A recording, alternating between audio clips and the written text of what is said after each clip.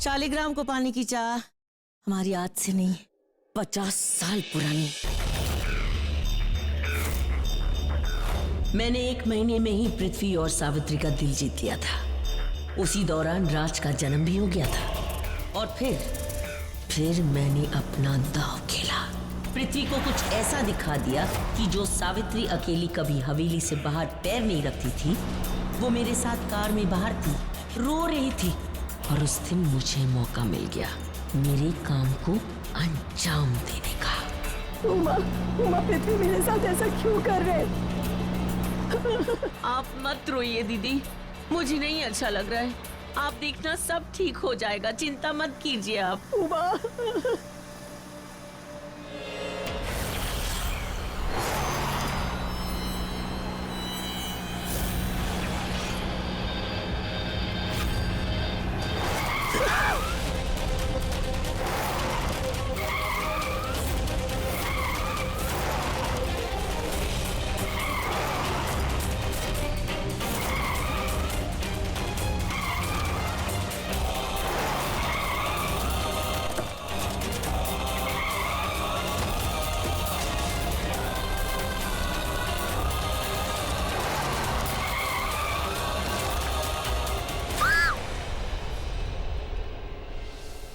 सावित्री दीदी, ये सब क्या हो रहा है? उमा, मुझे लगता है गाड़ी खाई में गिर सकती है।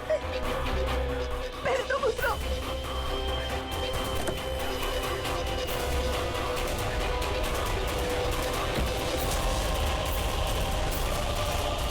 उमा, दरवाजा क्यों बंद कर दिया? खोल, मुझे बाहर आना है। उमा प्लीज दरवाजा खोलना, मुझे बाहर आना है। तुम क्या कर रही है? क्यों कर रही है तुम ये सब?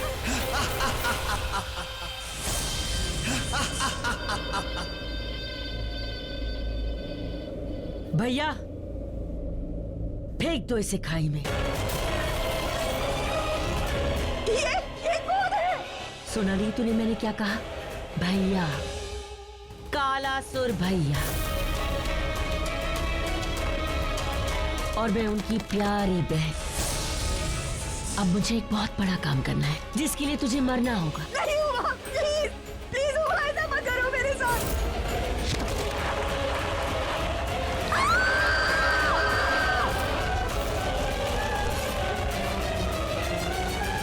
ये तो कहानी का मध्यांतर था।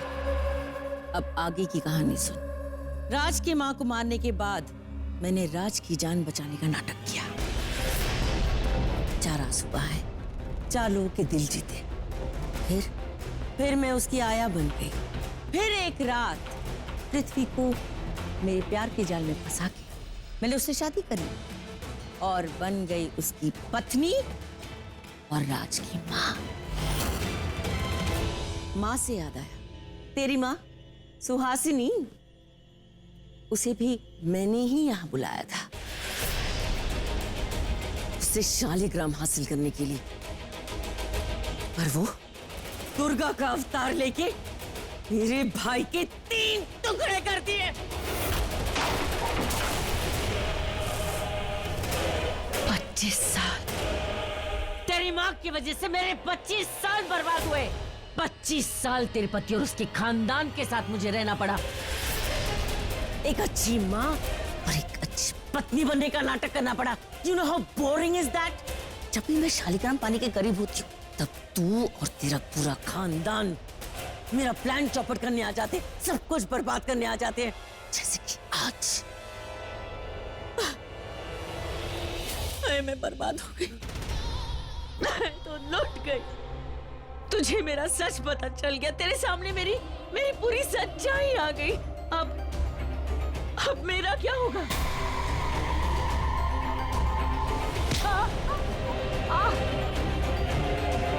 वही होगा जो मैं चाहूंगी। समझ में आई? क्योंकि मुझे पता है मेरी सच्चाई जानने के बाद भी तू किसी को कुछ नहीं बताएगी। वो शालिग्राम तू मुझे लाकर देगी। मुझे शालिग्राम लाके दे,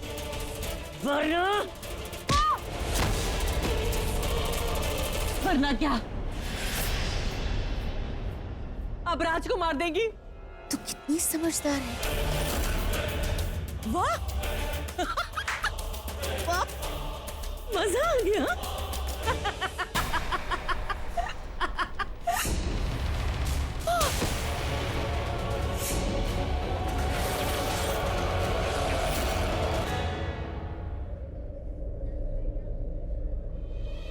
कहाँ है फोटोग्राफ? लो दिखाओ मुझे। पापा जी मुझे वो फोटो नहीं मिली। पता नहीं, मैंने अपने कमरे में ही रखी थी। वो फोटो कहाँ गायब होगी? मैंने पूरे घर में ढूंढा पर मुझे नहीं मिली। घर से कहाँ जाएगी, घर पे ही होगी। हम जब यहाँ से चलेंगे तब ढूंढ लेते हैं।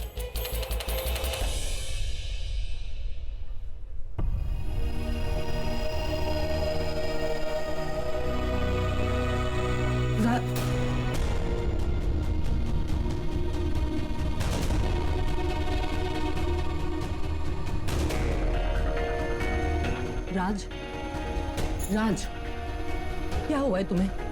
तुम ऐसे क्यों बिहेव कर रहे हो? बिना वजह के झगड़ने लगते हो, छोटी छोटी बात का इश्यू बनाते हो, कभी भी कुछ भी बोल देते हो। तुम ऐसे क्यों बिहेव कर रहे हो राज? क्या हुआ है तुम्हें? राज, मैं यहीं खड़ी हूँ, मेरी तरफ देखो। क्या हुआ है तुम्हें? जवाब चाहिए तुम्हें? चाची के साथ इतना बड़ा हादसा हो गया, वो यहाँ हॉस्पिटल में जिंदगी और मौत से जूझ रही है और तुम घर चली गई। क्यों? ऐसा क्या जरूरी काम आ गया था? बोलो। जवाब तो मुझे तुमसे मांगना चाहिए ना गौरी। तो बोलो, क्यों गई थी घर? राज, वो मैं क्या? क्या वो जवाब नहीं, या देना नहीं चाहती, या कोई और बात है जो छुपा रही हो, बताना नहीं चाहती? ये प्रॉब्लम है। पति और पत्नी ना हर चीज एक दूसरे के साथ शेयर करते हैं गौरी। दोनों के बीच में ऐसी कोई बात नहीं होती जो दूसरे को नहीं पता होती। लेकिन यहाँ बहुत कुछ होता है जो मुझे नहीं पता होता, सिर्फ तुम्हें पता होता है। तो तुम अगर कुछ शेयर नहीं करना चाहती तो जाने दो ना, खत्म कर दो। ढोंग नहीं करना मुझे रिश्ते का गौरी। मेरे पास कई सारे सवाल है और तुम्हारे पास जवाब है नहीं। तो इट्स बेटर कि हम दोनों बात ही नहीं करें। Okay? Raj, Raj, I wish मैं तुम्हें सब बता पाती राज, बट आई एम सॉरी। तुम पहले से ही इतनी तकलीफों में उलझे हुए हो, तुम्हें और नहीं उलझाना चाहती। Gauri, I am sorry. I know बिना किसी बात के बातों बातों में उलझा रहा हूं मैं तुम्हें, बहुत तकलीफ दे रहा हूं, इतना दर्द दे रहा हूं और मेरे साथ रहने का दर्द बर्दाश्त नहीं होगा तुमसे। तो इट्स बेटर कि ये छोटे छोटे दर्द बर्दाश्त कर लो और धीरे धीरे मुझसे बहुत दूर चली जाओ तुम। क्या हुआ? आपने मुझे पहचाना नहीं दीदी? कौन है? कौन है तू? सच बता, कौन है तू? दीदी, मैं कालासुर की वो मददगार हूँ जिससे कालासुर ने खुद आपकी रक्षा के लिए चुना है। आप कालासुर की बहन है ना, तो अब मेरी भी बहन जैसी हुई। सॉरी दीदी, अब वही होगा, मैं वही करूंगी जो आप कहेंगी। मैं कालासुर की पुरानी साथी हूँ। मेरी काली शक्तियाँ आपको किसी के सामने झुकने नहीं देगी। तो फिर तूने गौरी बनके डराया क्यों मुझे? वो क्या है ना, रूप बदलना और जिस काम के लिए मैं यहाँ आई हूँ ना, हंसते हंसते उसके जड़ तक पहुँचना, ये मेरी पुरानी आदत है। पर आप चिंता मत कीजिए, मैंने यहाँ सारा कुछ संभाल लिया। और हाँ, वो सावित्री है ना जिसे आप चारों तरफ ढूंढ रही है, वो भी मेरे ही पास है। क्या? हमारे पास? कहाँ है वो? पापा जी, थैंक यू बेटा। पापा जी, मम्मी जी दिखाई नहीं दे रही है।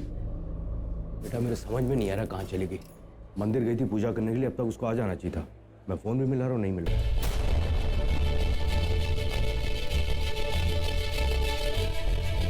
मंदिर में माँ को इतना वक्त कैसे लग गया? माँ अगर मंदिर ही गई होती तो अब तक वापस आ जाती। लगता है माँ मंदिर के बाद कहीं और चली गई है। पर मीनाक्षी चाची को हॉस्पिटल में इस हालत में छोड़ के माँ और कहाँ जा सकती है?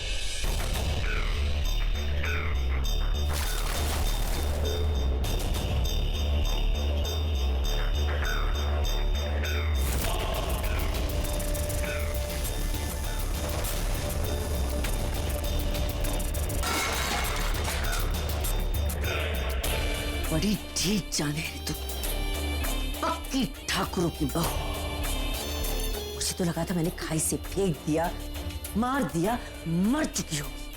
25 साल के बाद श्रद्धांजलि भी हो गई होगी, पर नहीं, तू वापस आ गई, तू फिर से आ गई मेरा पूरा प्लान को चौपट करने के लिए। ऐसे अचानक क्यों आई तू? क्यों?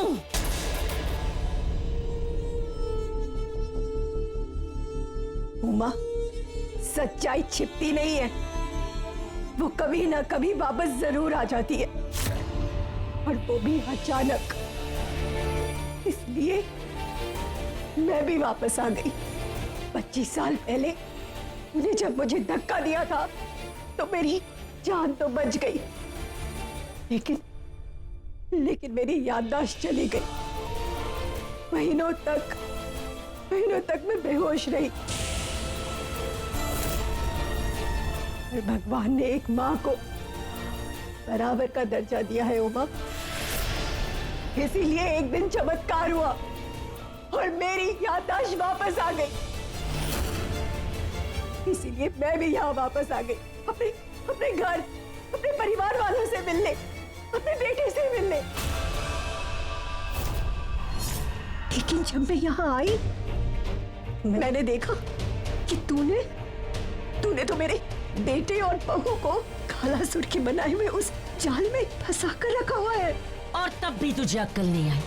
अगर मैं तेरी जगह होती ना, तो मैं अपनी याद आई हुई याददाश्त को भुला के दुनिया के किसी कोने में जाके अपनी बची कुची जिंदगी जी लेती। कम से कम मौत तो इतनी भयानक नहीं होती।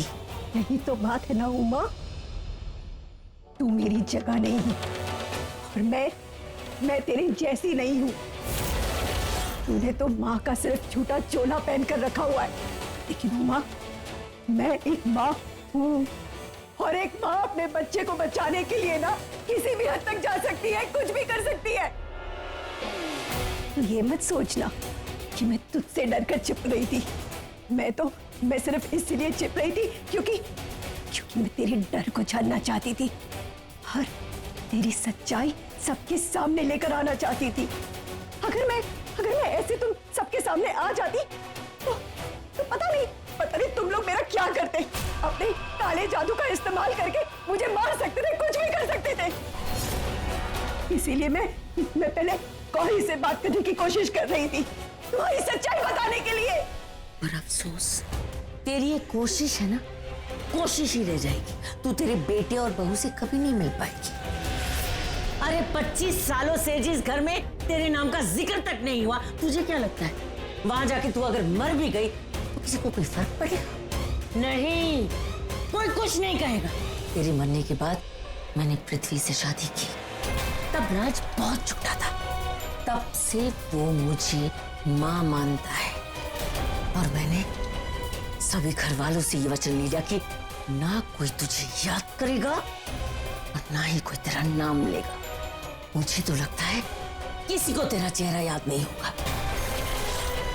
इस घर में राज और बाकी बच्चों को ये नहीं पता है कि मैं राज की सौतेली माँ हूं।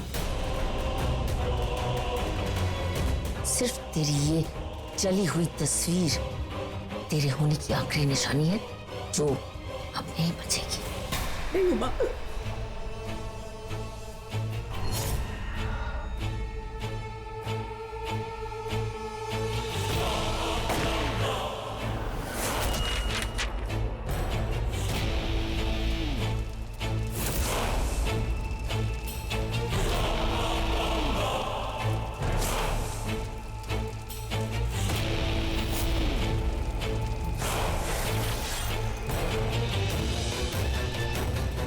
मुझे अब भी लगता है तू तीर मार लेगी, मेरे बरसों का बना बनाया खेल बिगाड़ देगी। उमा, तुम नहीं समझो। कितना लंबा लेक्चर दे रही हैं आप, कान पक गए मेरे, पता है। अरे इसको मार के इसका काम खत्म करते हैं ना। हाँ अम्मी, मैं भी बहुत बोर हो गई हूँ इससे अभी। ऐसे ठोक बजा के ऊपर वाले के यहाँ भेज, ये कभी वापस ना आए। अब आएगा कुछ मजा। इतने टाइम से बैठी हूँ, कुछ करने को ही नहीं था। Let's have some fun.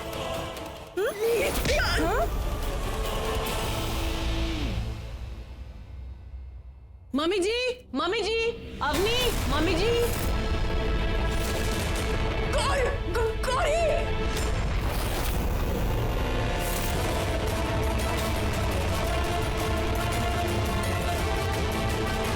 कहाँ गई mummy ji? Mummy ji, Avni, Avni. Kitchen में अवनी नहीं है, मम्मी जी भी नहीं है। मम्मी जी शायद रूम में होगी। Mummy ji.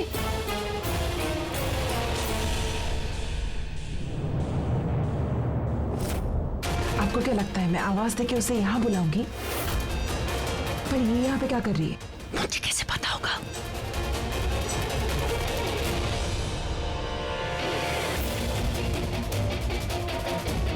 Mummy ji, mummy जी।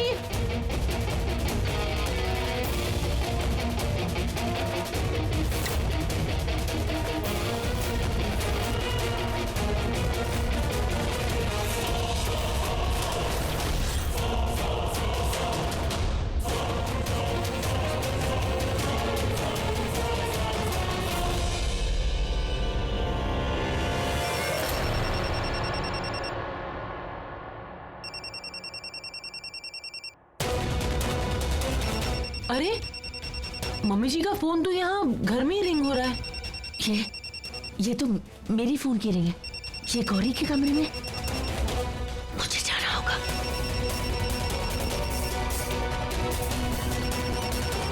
सुनो, इसे यहीं अंदर रखना और जब तक मैं ना कहूं कुछ मत करना।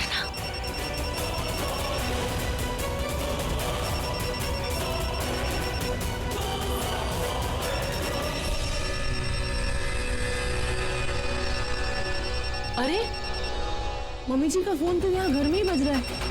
आवाज कहाँ से आ रही है? मम्मी जी।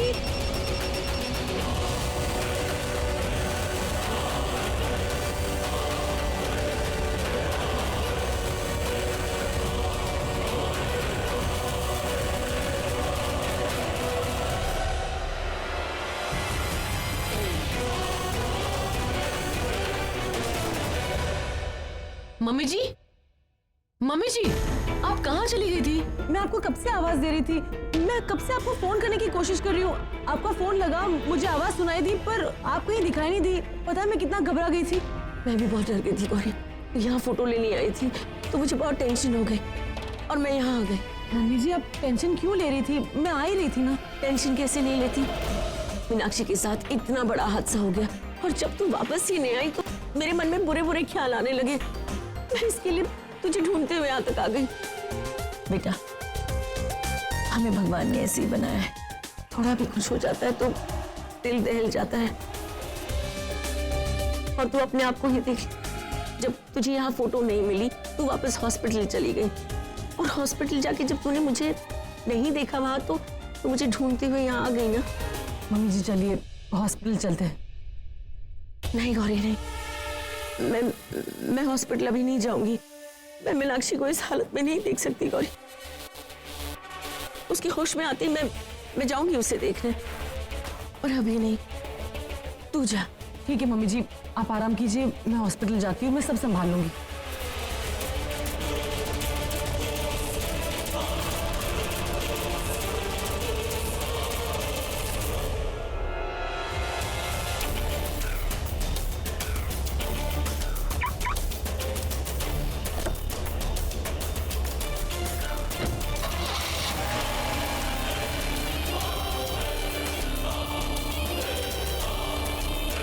गौरी, मेरी ये मोहब्बत, ये ममता देख के अच्छे पिघल गए।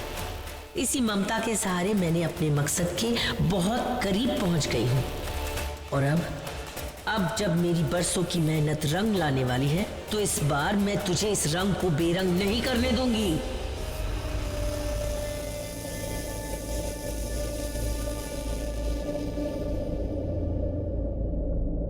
अवनी, आजा। आज इसका फाइनल राउंड कर ही देते हैं।